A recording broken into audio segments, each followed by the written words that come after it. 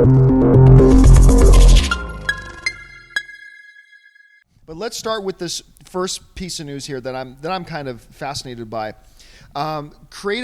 Chief creative officer over at DC and Warner Brothers is Jeff Johns, fan favorite. A lot of people love Jeff Johns.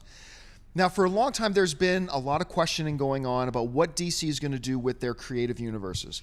Are they going to go the Marvel route and cross over their television properties? Of course, we've got Arrow, we've got The Flash coming, and we know they got more plans as well, with their movie universes. Of course, they got Batman and Superman, we've got Justice League coming, all that kind of stuff. Well, Jeff Johns addressed those questions today. I'm going to read you directly what he said. Jeff Johns, in an interview yesterday, said this: "It's a separate universe than film, so that the filmmakers can tell the story that's best for film while we explore something different in a different corner of the DC universe. We will not be integrating the film and television universes." I'm going to read that last part again. Jeff Johns, Chief Creative Officer of DC, says, "We will not be integrating the film and the television universes." This is a debate that has kept raging for a while. I'm really glad they're not doing it. But Schnepp, you hear Jeff Johns talk about this. Number one, do you think he's going to stick to that? And number two, do you think that's the right move for DC?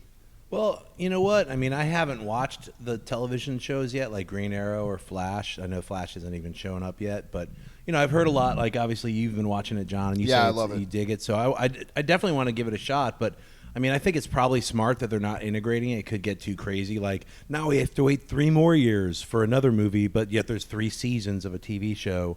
Kind of makes sense if they don't integrate it. Could it have worked? Maybe. But I don't know. It sounds like it makes sense. Christian?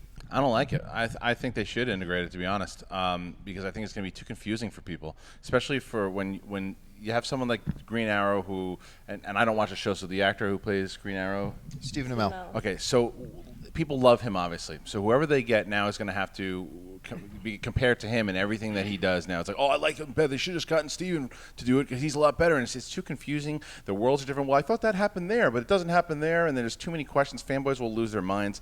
I think they should definitely mix and match the whole thing. Amy Rose?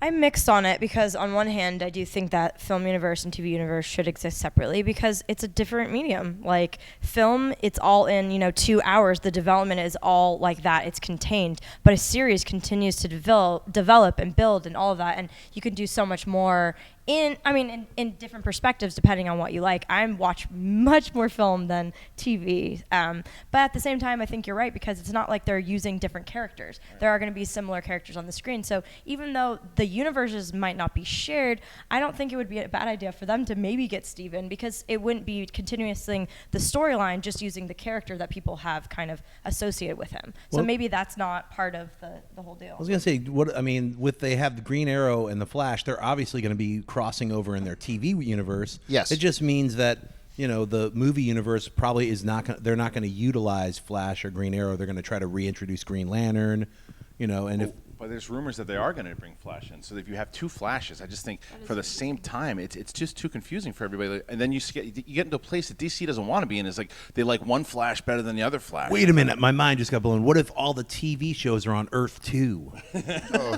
And then, like, in about 5 years, they can have a multiple Crisis on Infinite TV movie Earth thing. You heard it here first. Yeah, I got to tell you, I'm thrilled that John's announced this because I've been preaching for a long time that I think crossing the television and the movie universes was a bad idea. I think what you do is you completely creatively tie the hands of the showrunners and you creatively tie the hands of the filmmakers, because now everything you do in the television show, you have to make sure it's not conflicting with anything they want to do in the movie universe. Like if you want to have, like in the television show Arrow, at the end of season 1, minor spoiler to everybody, like half the city blows up.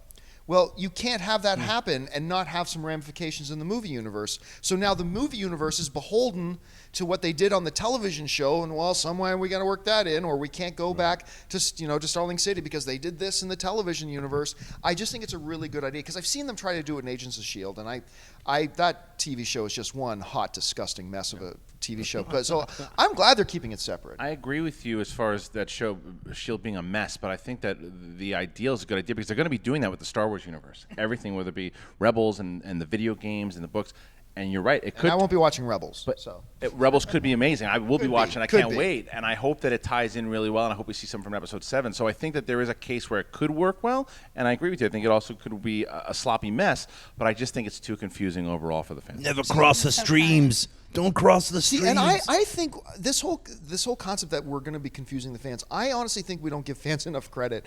I think, okay, we got, for argument's sake, we got Bradley Cooper playing the Flash in the movie universe. Not that we know that the Flash is going to be in the movie universe, but for argument's sake. Okay, that's there, and we've got this other kid, I can't remember his name, who's playing Flash on the TV show. I honestly don't think there are going to be that many people who are like, maybe for a moment going, well, wait a minute, what's going on? I thought, is this a Flash on the TV show? No, it's a different Flash? Okay, and I think they'll be fine. What about the animated Flash? Who's playing him? Nobody knows. Well, to go against my own argument, they did have Brandon Routh around the same time that they had Tom Welling in the show, and it didn't confuse people. But we weren't in the day of all the mixed universes, and Marvel hadn't done what they had already done. And I think when Marvel is doing is absolutely, S.H.I.E.L.D. didn't work, but I still think they have chances to do whatever they're doing, maybe with Daredevil. Although I don't know if that's going to mix and match with the Avengers universe. I have no idea. So for me, I just don't want people comparing. Well, that guy should be in it because this guy. Just take that scenario out of there. No, I agree. I see your side, but you're right. Your Superman example is right, because then once they cast Henry Cavill, like, you know how many people, like the amount of tweets and Facebook messages I got, that even when they were casting for Man of Steel, that debate was still going on. People were still saying, it only can be Tom Welling. Yeah. And I'm like, no, we don't want Smallville the movie. We want Superman. Right. But all right. Hey everyone, if you like this video, click that thumbs up button and make sure to subscribe to our AMC Movie News YouTube channel. It's free and helps you stay up to date with all the latest movie news, as well as our daily AMC movie talk show. Also, make sure that you follow us on Facebook and Twitter to stay up to date with all of our special promotions, contests, and prize giveaways.